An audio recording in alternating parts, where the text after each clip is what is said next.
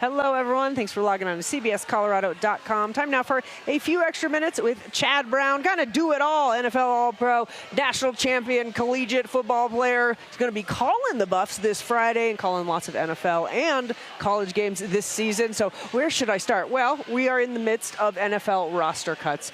Some of the big ones that have come down with the Broncos, Audric Estime, Blake Watson. I don't know if this was necessarily a surprise, but what did you see shaking out from that running backs room specifically? I think the right move was made. Audric Estime certainly showed and flashed in that last game. Yeah. But sometimes it's just a little bit too little and a little bit too late. Sure. And when other guys are continuing to step in front of you and they're showing the consistency and their sustained effort over time, as a coach, you see the flashes and you understand the talent's there, but I've just got guys I can rely upon week in and week out. So I like the depth that the Broncos have this year. I like the fact that there were some difficult decisions to be made because your overall team is better because of that. When you look at this Broncos team, and it feels like in the offseason they went and they shored up a lot of pieces. You bring in Dre Greenlaw, you bring in Hufanga, you sign guys. Bonito will probably get signed soon. It feels like there's a lot of strength. So not to be the negative Nancy, but if you had to pick an Achilles heel of this team, what might that be? Well, we're relying upon, in the middle of the defense, a linebacker and a safety who've got some significant injury history. And so those guys are going to need to be healthy for this defense to take the step forward we're all looking for them to take. I think 10th in the league last year.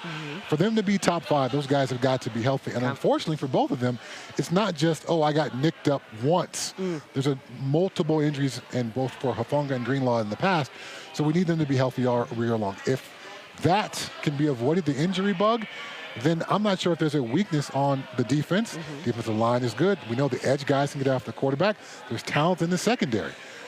So, yes, that's my primary concern on that side of the ball. Okay, what about on the other side of the ball? The run game has to be consistent. Yeah. And so, but the run game is more than just the running backs. The offensive line, one of the best pass blocking groups in football, has got to develop a little bit more of a running back or running game mindset. Sean Payton's got to not get frustrated if the run game doesn't happen in the first quarter. It's about patience. It's about persistence in the run game. Those 3-yard carries in the first quarter can be 6 or 7 or 10-yard carries in the fourth quarter if you wear a defense down. So offensive line, running back room, and Sean Payton all need to be on the same page for that to take a step forward. Okay, that all feels very doable. Yes. Obviously, there's a lot of conversation about, sophomore slumps, and Sean Payton says he kind of thinks that's a bogus narrative. When you look at Bo Nix in his second year, what do you think he can achieve? What maybe could his ceiling be? Well, I want to push back on that narrative from Sean Payton. Okay. Because as a defensive coordinator, as a guy who's done some coaching in the NFL, as a guy who played a long time on the defense side of the ball, if I get a whole offseason to study you and look at you, I'm going to find where your weaknesses are. So maybe it's less of a sophomore slump and more of I've got a whole bunch of tape I can study on you, and you have yet to see what my next chess move is going to be as a defender or as a defensive coordinator calling plays against you. So how much do you have as a player to continue to grow your game? So I think Bo Nix, because of the amount of starts he had in college football, came into the league better prepared than most rookie quarterbacks ever do. Now he's got to find another layer to his game. He's going to see things that he did not see last year. He's going to be asked by his coach to do things he didn't do last year. So if he can raise up that, I think he can continue on the trajectory that he seemed like he was on. But that's not something that every player can actually do in year 2. To be determined, which Yes. is very exciting. Let's go over to the Buffs. You're calling the game this Friday, Georgia Tech, this opener. What do the Buffs need to do to start the season with a win? Run the ball. Run the dang ball. You don't have one of the better quarterbacks in college football. You don't have the best receiver and best cornerback in one player in college football. So you've got to be far more balanced. Of course, Pat Shurmur knows this. Coach Prime knows this. But is that offensive line up to the task? Is this running back room up to the task? In college football, there's no preseason games. You do your own inter-squad scrimmages, but there's not a coach in the country who knows what team is going to show up when they kick off for the first time. So because of all the change for the Buffaloes, with more guys in the portal, more change in the coaching staff, not having 2 of his kids there for Coach Prime, it's going to be a massive change and a massive unknown for Coach Prime and his staff. What's going to happen on Friday night?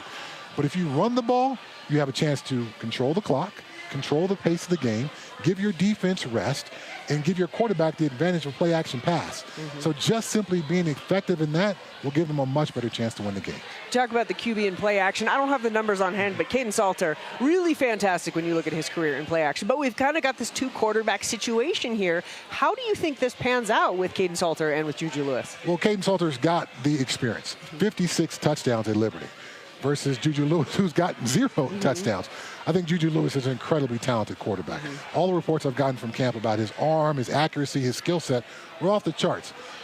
But you haven't done it under the lights yet, whereas Caden Salter has. So if I'm Coach Prime, I'm going to lean on that experience until the young fella shows me that his talent is ready for prime time. And until then, I know you've got to play him because of he can transfer out. And if there's no progress made, he's going to go someplace else. And he's an incredible talent.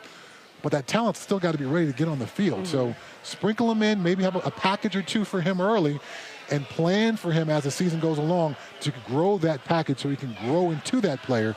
But for now, week 1, Caden Salter's my guy. Okay, I absolutely love it. Got me excited for the season. And a reminder again, Chad will be on the radio call, so make sure you're listening to the Buffs on Friday to hear all of his great wisdom and analysis. Chad, this has been such a privilege. We appreciate you so much. Thanks for having me on. Always great with you. Thanks for joining us, guys. We'll see you next time.